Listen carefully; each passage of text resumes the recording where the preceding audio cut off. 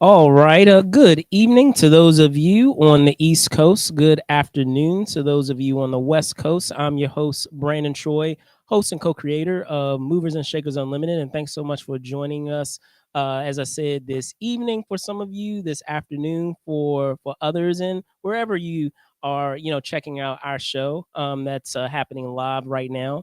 If you had a chance to take a look at the title, you'll see that we have two retrospectives that we will be covering today. One being the Travel and Adventure Show, which happened a couple of weeks ago, happened a little while ago, and also the Auto Show as well that I want to be able to get into. But for each of those shows, I won't be alone in talking about the goings on, so to speak, of each respective show. And first on tap would be the Travel and Adventure Show, the 2023 to be specific Travel and Adventure Show. And I won't be alone in talking about it. I want to, welcome my guest co-hosts. They are a travel aficionado like myself. They enjoy travel as much as I do. So I would like to welcome Rita Greene. Let me bring her on now. Hey Hello, Rita, how's it everyone. going? Oh, it's going pretty good today. All Outside right. of being snowing here in DC, but Right, everything else is exactly. fine. Absolutely.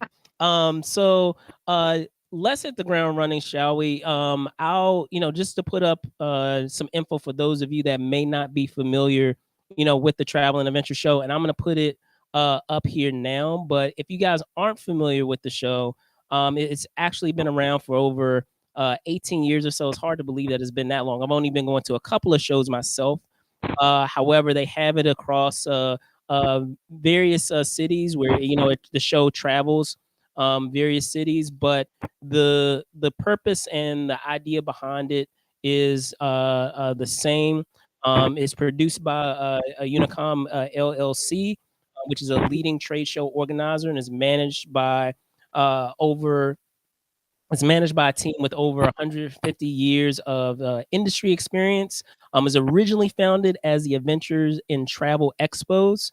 And in that time, as I said, it covers the gamut of all forms of travel, giving you access to, various vendors with travel destinations, travel products and services, travel tips. I can just go on and on about all of those various things that it offers. But um, I want to just hop into this year's show. As I said, we're going to be talking about the 2023 edition, and seeing that you're my guest, Rita, I will pass it along to you. And if you're not familiar, with how our format goes, I like to talk about some wins and some tweaks, if you will, about the show. So I'll Hmm. start first. Well, I'll leave it up to you. If you want to get into tweaks first, and then we can get into wins, we can do that, or we can do it the other way as well. So No, you being go the on with guest, the what would you format like to that you're do? used to. Go, go on with the format that you do. Okay, all right. Well, we'll go Yeah. with wins then. Mhm. Okay. But still, I'm gonna punt it over to you for wins, things that you thought that the show did really well, things that Mhm. have gone seen at prior shows that they continue to Mhm. do very well. Um, Feel free to share. But actually, I'm gonna rewind it a little more. Tell us about your history with the show first. I realized we didn't even get into that. Oh, okay. I've And then gone we'll to get to the wins, but go ahead. okay. I've gone to it several times in the past, pre-pandemic. Um, The last one that I went to, I think, was the year before the pandemic. Um, I used to work in the airline industry at one point, so um, I have been very interested um, in this show because I like to see who's out there, what they're doing, um, what they're offering. Um, uh, in the past, sometimes some of the vendors used to offer food tastings, which they didn't do this time at all. But um, I one way to start to look at a culture is always through the cuisine that they do. Um, this year, there were some new ones there in Florida. Um, some I hadn't seen before, and there was a lot missing. Usually this thing is probably 2 to 3 times the size that it has been, that it's been 2 to 3 times that size in the past. This was probably maybe a third of what it had been. So um, that was a little disappointing, but I understand coming out of a pandemic, not everybody's ready to jump out there as quick as they used to. Um, One of the highlights for me was the dance. As soon as you came in, there was the dance uh, stage. So you got to see different folks from different cultures performing their dances. And that was a nice greeting coming in. The One of the people that I ran into immediately was Michaela Malazzi, who does Bare Feet on public TV. She's danced all over the world with God knows um, how many different cultures. And it was great to see her there. And she did dance. I don't remember who she did dance with, but um, that was really nice. Um, I didn't really get to see many of the talks, but uh, a lot of the host displays had people from that particular country or area. Um, One thing that I thought was interesting was Atlantic City had their person who walks on stilts, which was pretty interesting because he was really decked out. He was on the stilts. He had his costume on, and all the people that were with him were very, very excited. Shun Jun was there. Um, However, they didn't give any discounts to their performance, which usually they have at Kennedy Center every year. And they were very inviting with the crowd. Um, Let me see. There were a couple of presentations, most of which I didn't get to do because there were so many this host host host countries that I wanted to talk to, and even there were a lot of domestic players there this year too that I don't recall seeing in the past, or not as many. So I think some of them came out because the field was more open to them. Uh, so, So, in talking about now that you gave the wins, can you comment? mhm. You kind of teased it a bit just now, but digging deeper into those things Mhm. that you felt could have been done better, or you wish that was executed at this Um, year's show. I wish usually Rick Steves, who's on public TV, usually he's there, and he was absent. He draws a big crowd usually when he's there, so his absence was felt. Um, some of the cruise lines weren't there. Um, some of the countries weren't there. Um, so uh, that was a little disappointing. I did get to talk to Malaysia, but I didn't see anything for Japan, whereas I saw Okinawa. So there was nothing from the upper island of Japan, which they're usually there too. Um, so I would love to have talked to more to the whole Japan contingent, but there were so many of them missing that I felt kind of cheated with that. No, I definitely um, hear you. I definitely hear you. But no, go ahead. Go ahead. What else were you gonna say? I think I would like to have seen more of the um, presentations, but with so many booths there, it was a little bit harder to get to um, the presentations, and I think there were 3 stages there. I know there was one in the back that was really big, and I did sit and listen to that one for a while.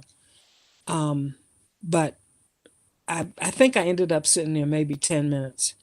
And the person who was talking just wasn't that engaging. And I couldn't tell you who they are. So, there was nothing there to really grab my attention from that person. Um, and basically, the size of it. So many of the things that were domestic, I wasn't really interested in. So, like New Hampshire, I had lived in New Hampshire, so I stopped by to say hi, but I've been all over that state, so there was nothing for me there. Um, Massachusetts, I think they had something small. Um, um, there were parts of Maryland that I had never even heard of, really. So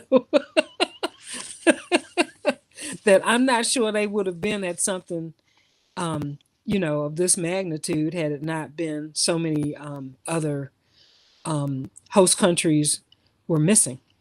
So I felt like they were fill-ins.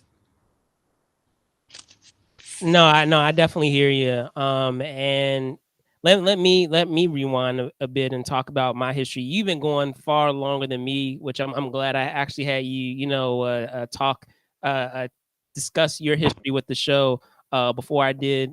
I actually just happen chance came upon the travel and adventure show, and that's just by virtue of the fact that of going to cons. And many folks out there, folks that watch the show, that I go to film festivals and I go to conventions and expos and things, and just by nature of that, you travel a lot. You travel around a Mhm. whole bunch of places, and so by doing that, you end up developing an interest in that very thing that you do just by happen chance anyway, which is traveling. So I ended up happen chance coming upon this show, and I've only been going for maybe this might have been maybe my 5th or 4th show. So I had gone maybe a couple of times just prior to the pandemic. So I guess I want to say it was about maybe this might have been maybe my f- probably, yeah, my 5th show, because I want to say I've at least gone maybe 2 or 3 times right before the pandemic.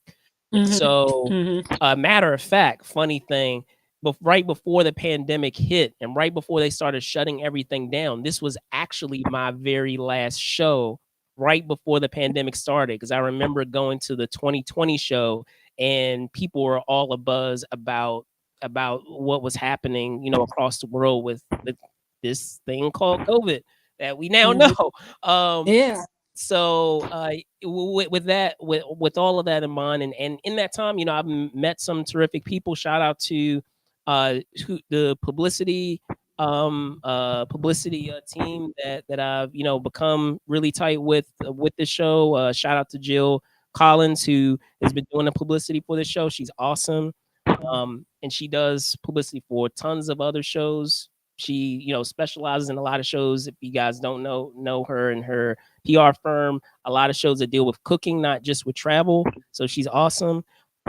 But be that as it may, and talking about the show, a lot of those talking points that you went into, I very much agree with, in that the things I'll go first into, well, I'll switch it up. I'll do the tweaks first, and then I'll go into the wins. The tweaks, you hit the nail right on the head, in that there were definitely aspects of the show that felt missing, and it felt a lot. It didn't feel as encompassing or as epic, if you will, as other renditions of the show have been. And just like you said, it may very well be due to the pandemic, and the nature of the pandemic, and how that has shaped all facets of our life, and especially the travel industry. And maybe there are some organizations, I wouldn't be surprised, that are did not make it through that time, because maybe they in that hiatus, there wasn't a lot of activity that was happening. So they had to kind of close up shop, so to speak. So Mm. there may very well have been. I have no proof of this, but I just in picturing how the pandemic has shaped other industries and how it's affected other industries, especially when I'm talking about other industries like the movie industry. Man, the movie industry and entertainment industry in general, how it's reshaped that and how it's forever changed it and how we consume it, how we enjoy it, how streaming, like, just to go on a small tangent, how streaming has really taken off, and that's just by virtue of the fact that a lot of people, more so people, are at home more so than they ever were, and even coming out of that 2 year period, more people are working from home than they were before that time, and we still kind of have a carryover of that. The same goes for what we have with the movie theaters, where with movie theaters, the window in which we have a lot of our releases stay in movie theaters is far more tight and not as extensive as it used to be. You have a movie Mhm. that would be in theaters for like 2 or 3 months versus now where it might be in it like half that time. You have those rare instances where it's a major release and it continues to go because they're still trying. They know that it'll continue to do business, so they're keeping it there. But granted, all of those things being said, I know I went a little bit off on a tangent, but I promise you I will arrive at my point, is that getting back to the tweaks of this show is that I wish, even with the limitations of perhaps some vendors that weren't around, that there was more to offer out of the vendors that we did have. And Mm. don't get me wrong, there were cool things that were offered, by a lot of the vendors and what they had to show. But I will say there were some vendors that I've seen them there year after year after year, and Yes. they had nothing new to show or nothing new to offer. Is I was like, okay, Mm.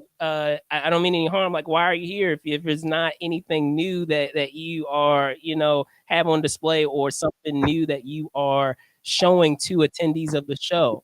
Like, just because you're coming again, it just being there Mm. is not enough. Like, you have to have something else that you're showing, because otherwise I feel bad for you in that it's a waste of you and your resources of coming and spending all that money, to be a vendor there. And then at the same Mm. time, it's a bummer where you may not get as much traffic because people are like, okay, we've seen all of your stuff already. We've seen all of this before, so why do we need to like visit you? We already are familiar with you guys. You're not really offering anything new. So I guess that would be the thing, is just challenging a lot of the vendors to not rest on their laurels and to actually, have some new Mm. things to show. Don't get me wrong, there were a couple of vendors that had some new things um, to do, but that wasn't what the trend was across the board, at least in what I observed. Now, yeah, getting into the wins, one thing that's a super big pet peeve of mine when it comes to any show, whether it's an expo, film festival, convention, whatever the event is signage. And that really blows me when the signage is like really horrible. You can't find anything. You don't know where things are. I can't say that about the Travel and Adventure show. Their signage is great. You have a clear idea of where things are. If you're trying to reach a certain area, I love that they have it organized by, destinations and parts of the world. I love that, because maybe, you want to focus your attentions on, maybe you've done a whole bunch of experiences in let's say the UK, and Mhm. you want to, travel elsewhere. You may not even step foot into the area that all those experiences may be, in going to England or United Kingdom, what have you. And you may be able to go to a completely different pocket of the floor because it may be a specific area that you want to focus on in terms of your travel experiences going into that year. So I do like the fact that it is organized that way. And Mm. additionally, I did like that, just like you said, I liked the experiences that they provided with the dances. As a matter of fact, I did a couple of short videos on those things, so I'll try to share it in the just for the sake of time in the description, or I'll post it. I tell you what, I'll post the link after this is already aired, and I'll put it up above so you guys can check it out. You guys can click on the link up above. But there are some cool things to enjoy about the show. I love the fact that there are some ironically in talking about things that aren't all of that different. One thing that I will say that I do like that they continue to bring back is just that idea of being able to take advantage of points that you may have with certain vendors. Because, like, give me an example, being able to, if you have points with like Hilton, or you have points with certain vendors, there is an opportunity to be able to take advantage of that. So I do like My that. Hilton. Oh, there you go. There you go. Perfect comment. So overall, it was great to be able to go back to the show this year. Mhm. Oh, however, I will Yeah. say I'd love to challenge the show with the vendors that are, I like to say, if you're going back, again and again, and you see those vendors again and again, I'll call them our perennial, vendors. Just challenging you guys to just across the board, because I'm not going to like nitpick on one particular vendor. I'll just say trend wise, what I saw is just challenging you guys to offer, some new things that perhaps you may not have seen. Because while there were a couple of instances where there were some new things, there was a lot of the same, in my opinion. And just like you said, and it was far more noticeable that there was a lot more of the same, and that we had fewer, fewer vendors than normal. Sometimes when you have so much and you have that quantity, you could kind of hide, that issue among the quantity of options that you have. But because there wasn't as much of that, it was far more noticeable. So I'll turn it over to you if there were any other like final thoughts that you had before we, wrap up and head to, talk Mhm. the other show. Well, I would love to see them. I would love to have seen them create a little more excitement than what they did. Um, even even if you're coming back with the same old stuff, do something else to make it a little bit more exciting. They have to remember that people are just starting to come back out. They're just starting to look around to see where they can go.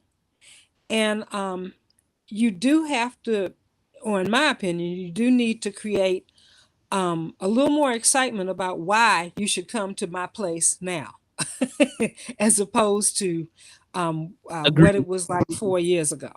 So that I would love to see them do. Absolutely. Absolutely. Well, with that being said, Rita, thank you so much for hopping on. Appreciate you, sharing your what your thoughts were in this retrospective of the travel and adventure show. Love to have you back. So, anytime, talk Yeah, travel, or we didn't even get into this, guys. Rita's a big movie buff too. So we may have her back for some of our yeah. movie talks. So As a matter of fact, I was going to chime in and say that the pandemic has curtailed a lot of independent movie makers from making movies now because they're not getting shown. indeed. So And I mean, yeah, so I have an idea on that, because in mhm, I don't know if you saw last week's show, we had shout out to Ed Sanchez. Ed Sanchez, if you don't know, mhm, the original co-director of the Blair Witch Project. He's local mm, here to the DC metropolitan area, but he still works in the industry actively on TV. And yeah, the thing that's interesting about that, when it comes to those indie films, a primary reason I could say is that kind of plays into the reason why we're seeing so few of it, so few of them, mm, excuse me, is just that idea of the expectations of what comes with filmmaking in the climate that is happening today. Before, Mm, everything was kind of lax and loose, but now that you have to, have mm, people tested, you have to, take all of these precautions to be able to mhm, ensure the safety mm, of your crew and your cast, that costs money. mm. And, that's Yes, an extra added lots. cost in being able to produce those movies that are already working on a shoestring budget as it is. So, Mhm. while it's Yeah. still happening, we Mhm. still it's actually diminishing a lot of that too. And the other issue with that too is while it may be creatively freeing, still in terms of pushing the film out there and getting it in front of people, it has to these days be a quote unquote safe bet in order for Mhm. distributors to be comfortable to pick it up and to actually send it out to the masses in order to feel Oh, like they're yeah. getting their investment back. So, there's so Mm, many other facets of it that are fascinating in terms of just like we were saying, just the mhm. nature of COVID, and even now that we are quote unquote like out of like the dark years, so to speak, of it, we're still in it. We are still in it, but dark years being that we didn't have as the treatment that we have for it now is Mm. that it's still, whether we like it or not, forever change, whether we want to admit it or not. I mean, we've Oh, yeah. already gone through the door. We can't go back, in time and get it back to the way it was. It will forever be different. So, Mm. um, but again, Rita, thank you so much. I appreciate you hopping on, and I will be sure to have you back on. So there you guys have it. Thank you. Yeah, absolutely, Thank you for absolutely, having me. absolutely, absolutely. So there you guys have it. We have our retrospective on the Travel and Adventure Show, the 2023 Travel and Adventure Show. And very soon, if you guys stick with us, we're going to get into the auto show, which I have some stuff to say. Just gonna let you guys know. I got some stuff to say, but I but need to hear stay this. tuned. Stay tuned. All right. See you guys. See you guys in a bit. Peace.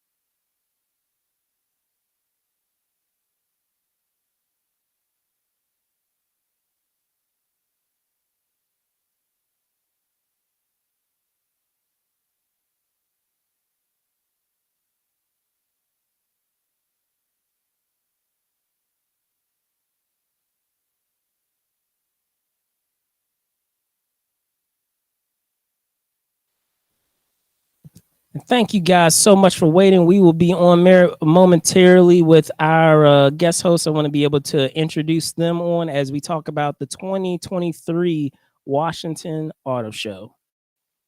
Be back in a moment.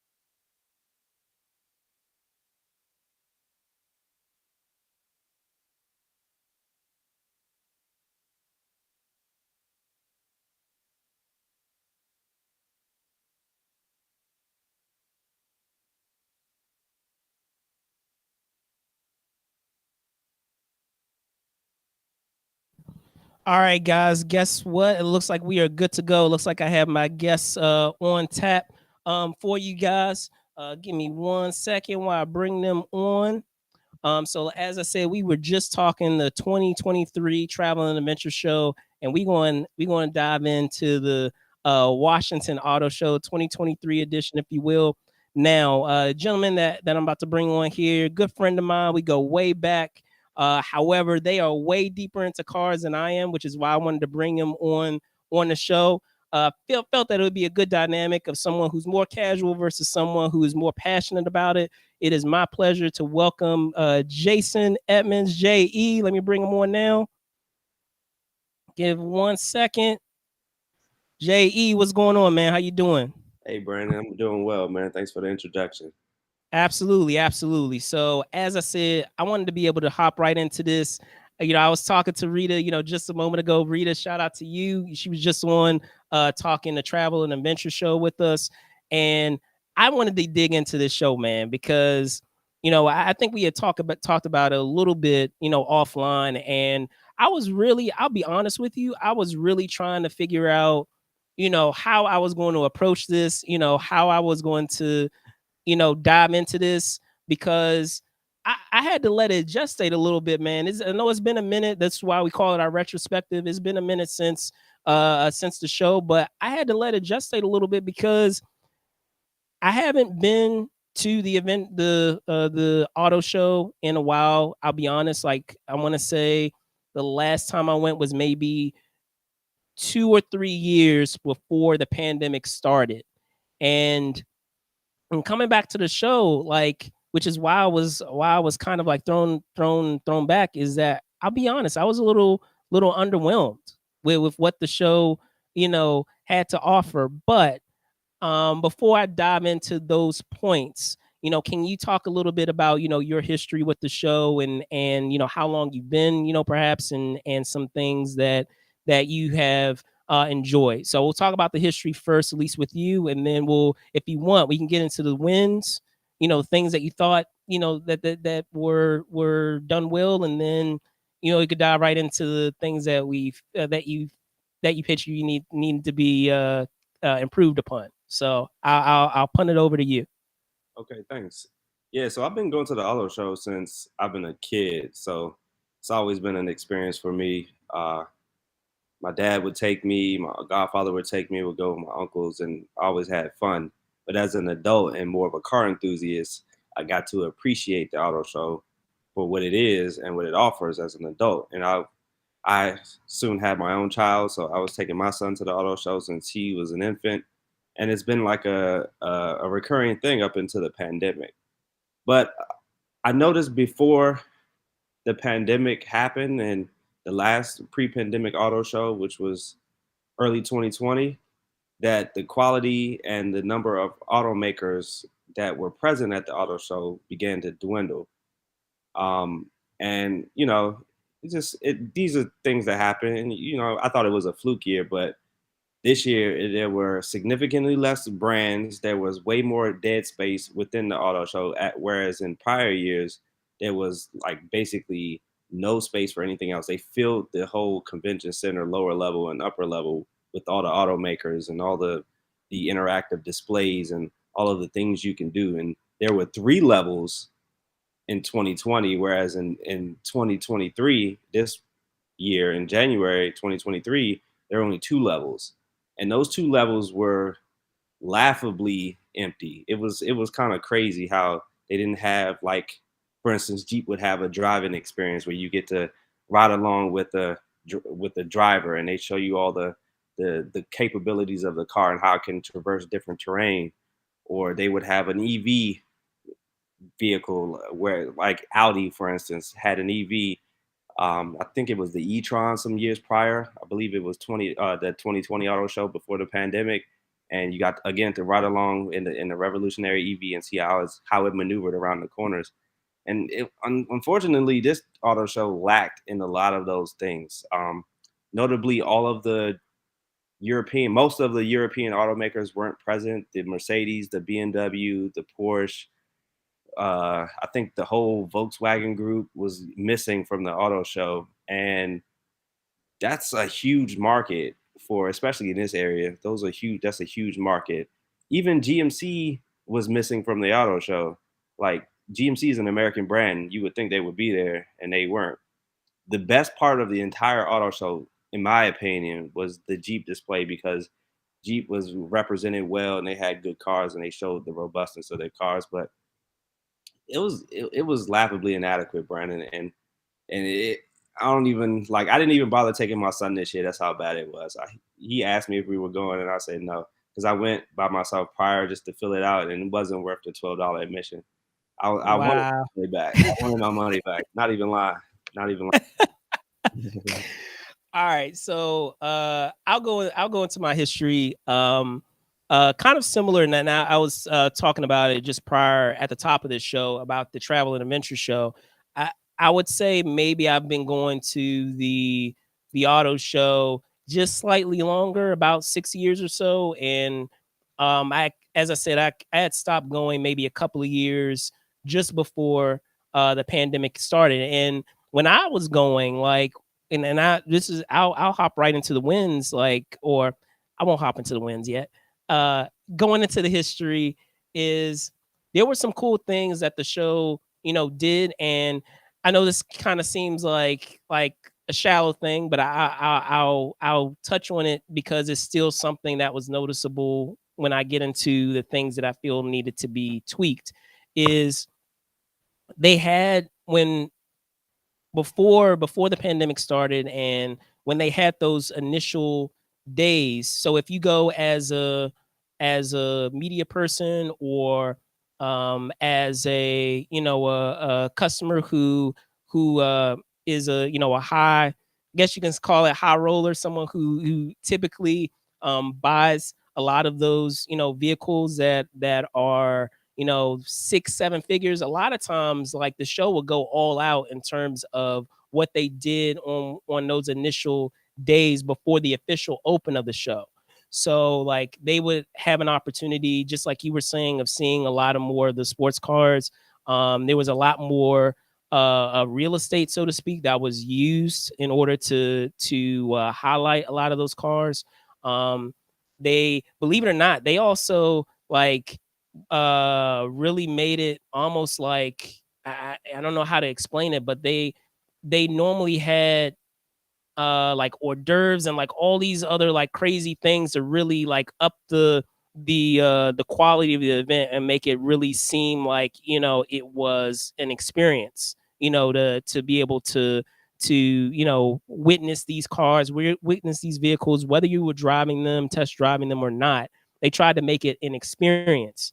And so, going now into the show that I went this year, I'll go into the wins because there wasn't that I could probably go through it pretty fast. Is just that idea, and it was similar to what I had mentioned in with the top end of the show, is with the signage. Like, I was able to find things that I wanted to find. I didn't really have a hard time finding things, and that whenever I go to any show, that is a pet peeve. So I always try to highlight that if a show does it. Does a solid job of doing that, or is very effective in doing that. Uh, Additionally, I did like that there were some EVs that were shown.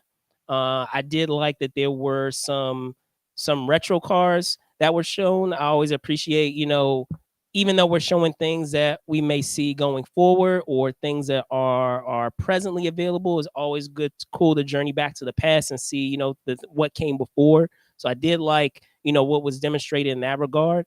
However, touching on what you were talking about, touching on those tweaks, the first noticeable thing is, just like you said, there were far fewer folks that were there, and I remember those years where there were 3 levels, to the show, and it took like the every single one of those days that I had, including those media days, to be able to cover the entire show, because it was just that much to see. And I'll be honest with you, like, they had the extra days, but like, I didn't go to extra days, and I'm glad I didn't, because I didn't need to go to extra days. Right, Like, right. I want to say I only went uh Friday, and then because I was, catching up with a couple of folks, I went on Sunday. But like, if it wasn't for that, I probably would have just gone that Friday. Um and while I do appreciate that there was an effort being made to make up for what wasn't there. There were bicycles that were there, like, and then there were, different types of bicycles that you were able to ride and to kind of test drive, so to speak. It was a bummer to also see that there were far fewer cars to do the same with. And even then, with the cars that you were able to test drive, it was like, really, those are the only ones, like, where that you got that folks are able to test drive. Like, I don't know how you felt about it, because I know there's normally far more options in terms of what folks are able to test drive. So in that respect, it was really disappointing. So, and coming downstairs, going back to my the word that I used before, was when I came down the escalator, I was like, wow, this is this is it. Like, this is Right, this is a right. show. This is a show. Like That's like yep. when I went upstairs, I was like, oh, okay, cool. But by the time I went downstairs, I was like, this There is were it. there This were is a show. literally 4 or 5 auto brands on the main bottom level, like in halls A and B, whereas where like the bulk used to be, where all like it would be like 20 brands down there. It was Acura, Honda, Lexus, Honda. I'm looking at the floor plan now. Polestar, Volvo, and then DAD. I don't know, even know what that is, but those are the only ones. And then the cars that they had available, they had some of the same cars multiple times. Like Lexus had the same EV, like 3 different models of the same car. it's like, what was the point of even coming, right? Like, if you look at the list of brands on that showed up, they have Acura, Aston Martin, Bentley, Bugatti. Like, they have all these. It makes you think like, oh, they're gonna have a Bentley, a Bugatti, a Lamborghini, but that was all in the exotic section, and the exotic was what, like 20 cars, and then it consisted of all those different cars. And before, in prior years, the exotic section was the entire upper level. Like, there was a whole floor dedicated to exotics. And I remember they had a video game lounge for the kids. I remember my son was playing like a Dragon Ball Z game while this other dude was painting on the cars. As it was like a whole experience, as you said before. It's like more immersive. Now it's just like, oh, we just got a few exotics behind this velvet rope that you can't touch or get in. And that's what we're gonna say we have. And then, like I said, none of the American brands were there. On Hall's D&E, the upper level is just Toyota, Chevy, Ford, Subaru, Kia, Nissan, and Jeep. Like, what? What is that? Like, what are we really like? What was the point of even showing up? And Toyota was basically 25% of the entire Hall's D&E on the upper level. So what are we really there to see? Some Toyotas that we like? Come on, man. People go to fantasize about cars. I don't know. For me, I go to experience cars that I don't normally get to see. And you can get to see a Toyota or a Chevy. Those are the main consumer brands that you see everywhere, every day, all the time.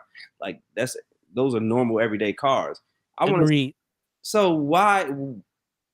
It makes no sense to have such a huge amount of floor space allocated to just those brands when people want to go see other things. And also, they didn't have that robot dude on stilts or whatever that they had walking. Oh, right. Yeah, Yeah. they didn't have any of that, or like celebrity. I forgot all about that. Yeah, you're Yeah, right. or the celebrity cameos. It might be like a player from the Washington football team, or what is it, the Commanders now, or a You were player right. You were from right. That was the other the thing I was gonna Wizards. say. A lot of times they would do that. They would have all of these, like, guests that would be there to talk about, the cars, would be there to kind of promote the cars. And I want to touch on something you just said, is that, and I don't think people, there hasn't been enough said about it. I get it to a degree based on, how the landscape is now of travel. And I know that, we have, representatives, they're not all from, our area, being able to bring all of these, models and vehicles. But it, it, was it just me, or were there far fewer cars, even if you weren't able to actually test drive them? There were far fewer that you were actually able to get in. Oh, Like, absolutely, absolutely, like, absolutely. and normally it's like, just like you said, if you're talking about having that experience, if we're going to an auto show, we need to be able to experience something that we won't normally be able to experience in our day to day. And so, in those other shows that I recall, correct me if I'm wrong, there were some sports cars that I'm like, in a million years, probably you may not, and who knows, maybe one day, but at least right now, like, that you probably won't ever drive, but you have the capability to be able to actually get into the cars. And there was far less of that this year. Oh yeah. Definitely, 100% agree with you on that. And if we're going switching towards this, I don't know if you've noticed it, but like there's a government mandate that says that all cars have to have some type of hybrid capacity by like 2024 or something like that. And there was no like representation of that. I mean, yeah, you can see the hybrid cars and stuff like that, but it was, like I said, it was just so underwhelming. It used to take multiple days to traverse the entire car show. You get immersed in all of the experiences, all the happenings and going on. You have all of the information coming at you from all the automakers. It was great, but none of that was there this time. Like, there was no Cadillac, there was no Lincoln, there was none of the luxury brands, the designer brands that were there to sell stuff to you. It was just the basic Ford and Chevys, and the Fords and the Chevys that, like I said, that they offered were underwhelming. Very, like you said, very few cars on display. So even if they did have cars like a Hyundai or a Toyota, it was like 5 cars to fill up the huge surface area that they had to cover. It was just a lot of empty space. Whereas before, it didn't used to be like that. It felt like there was not enough space. It was like cars stacked on top Right. of cars. Exactly. And he's like, "Whoa, I don't even have time to see all these cars." And you've been there for Exactly. hours. You'd be like, "Man, I gotta come back. I missed all these cars on this level." Now, Right, or they have all these, like, customized cars. So, like, with if I recall, with a lot of these companies that, customize just regular vehicles, they would have a lot of their work on display, and you'd be able to check those out, and right, I didn't feel like there were enough of those, so no, and they claim to have this whole EV pavilion on the halls A and B, but it was not even whatever it is that they say it was. It was so it was like a big empty space with maybe one EV car. It might have been a Lucid car in there, but I can't even remember. That's how underwhelming it was. And I did like the art of motion thing where you sit in the Toyota truck and yeah, they do yeah. the rear. And so I was like, and it was like a boat on the back of it, and it kind of backed itself up, but then the dude still had to stop it based on where it was. So I asked him, I was like, well, how does the car know? How does the truck know where this stop thing is, this blockade is? He said, well, I just have to eyeball it. So even that was underwhelming. The present, like, I'm just like, what was the point of this whole presentation? And I went with a friend of mine, and we were just like, wow, that was just super underwhelming. All this talk about, yeah, we have it auto parks itself even with something on tow, and it was just still, it's like, well, you still have to eyeball it, and you still have to include the human element. I was like, wow, this was, oh my gosh, it was trash, bro. I don't even know what else to say. It was trash. Like I didn't know what they thought. I don't know how they thought that was going to impress people, but it was just utter trash. And as I was preparing for this conversation, I was looking at my old photos, and I'm looking at all the cars that were there, way more cars that were there. My son's posing with all the different cars and all the things that's going on around us. And we getting all this interactive material. There was none of that. It was completely devoid of any of that stuff. It's just like it was stale. It looked drab. It looked like nobody wanted to be there. Yeah. Like I said, the best experience I had from like interaction was from the Jeep people, the people who represented Jeep. They were there. They were showing me things about the car. Not to say that everybody else was an interactive, but they just felt like they were happier to be there. Everyone else was just going through the motions, whereas I never had that experience there before. So No, no, agreed, agreed, agreed. Uh, so unless you have, any other like additional things to like sum up, I feel like we could wrap it up, just about right there. Because I okay, feel like there's nothing really much else that we could talk about in terms of things that we were like super disappointed by with the show. Hopefully, because I enjoy the prior times that I've gone to the auto show. I really do enjoy the show in those other times that I've gone. So hopefully, that hopefully based off of maybe comments back that they get about the show, that they incorporate some new things and fix some things.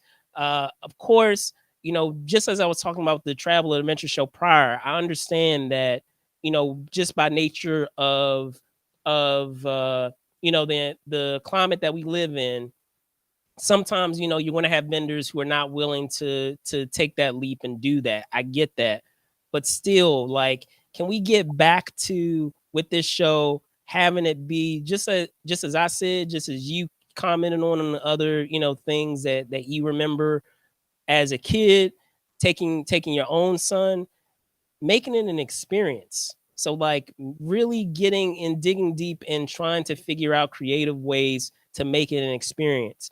It shouldn't be a show where if we are going to see cars, it shouldn't feel like, okay, I see this on the street all the time. A lot of exactly. these cars I see all the time. And even like some of there were maybe some instances maybe with like the retro cars or older cars. It was like, okay, that's cool. But overall, like, I should be like overwhelmed in terms of the things that you're able to do, the experiences that you have. uh and there should be elements of it where I'm like, I've never seen that on the street before. I've never seen that driven before. And I didn't feel that way this year. And then other years that I've gone, I have felt that way. Yeah, yeah, So I agree. And I just have a couple more things to add before we close. I go think for it. I think the climate of the auto industry in general, due to this chip shortage. I don't know if you were aware, but there was a chip shortage due to the pandemic. So there were less cars being produced, and then the cars that were available were getting sold and overpriced. Right, there was a whole thing with the auto industry. the overpricing of cars. So I get probably some automakers, some brands, especially the luxury brands that I told you that I said that weren't present at the auto show. Maybe they just felt like they didn't have a need to show up because maybe they didn't have the inventory, they didn't have the bandwidth, whatever the case may be. It's probably related to that. So I think maybe in years, in the next few years, they'll have more representation of those things. And I do think, yeah, there were things like the there was a remote control car race where the kids would stand behind like a steering wheel and they would be able to race a remote control car around the oval track. Those are the type of interactive experiences that you mentioned that were missing from this whole thing. Like those are it's more than just cars. It's almost like a car carnival, right? You go in there, there are cars on display, but there are so much other things to do and experience that you just get lost in everything else that's there. And they just lack that. And I don't think they had to do anything different. Just keep doing what they were doing before. And it seems like they took a lot of things away. So I'm hoping that they get a lot of negative. I hope they get a lot of feedback, and they can improve upon it, because I don't want to see it come down to where they just stop having it because they didn't get enough people to come, and it just doesn't make sense financially for them to host it anymore. That'd be bad, because it's a great facility for the convention center. Is awesome for that type of thing. And I want to see more generations get to experience the auto show. This For maybe sure, for sure. And I'll leave it with this. And I think I mentioned this to you.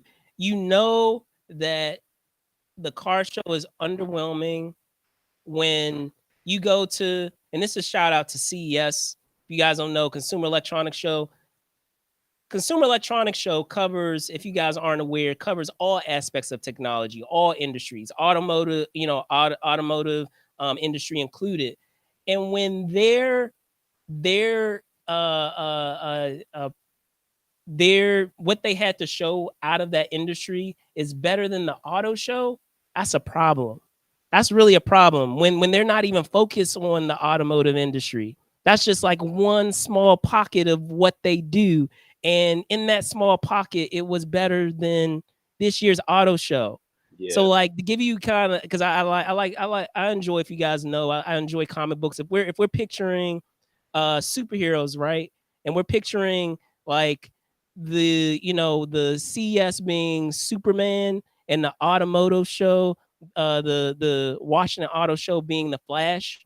The Flash is supposed to be faster than Superman because that's the only thing he does. That's his niche. That's the only thing he does. So it's supposed to be better. You shouldn't have Superman be Superman should not be faster than the Flash because he has all these other things that he brings to the table. If that's the one thing that you do, you have to do it better than anybody else. right. So again, hopefully in years to come, in upcoming years, that we see something in which they really knock it out of the park. But fortunately, it was not the case this year. So Yeah. um, but be that as it may, Je, appreciate it, man. Appreciate you hopping on, talking about the Washington Auto Show. I'm gonna pass it over to you, okay? To tell folks where they can find you, home. You can find me on Instagram at J_email86 and J Square Fitness um, on Instagram as well. So yeah, please feel free to hit me up. All Send me right. All right. Well, there you guys have it. Of course, I'm your host, Brandon Troy, host and co-creator of Movers and Shakers Unlimited. You can find me, as you can see just down below, on Twitter at Brandon Troy ENT. You can find me on Instagram at Brandon Troy_ENT.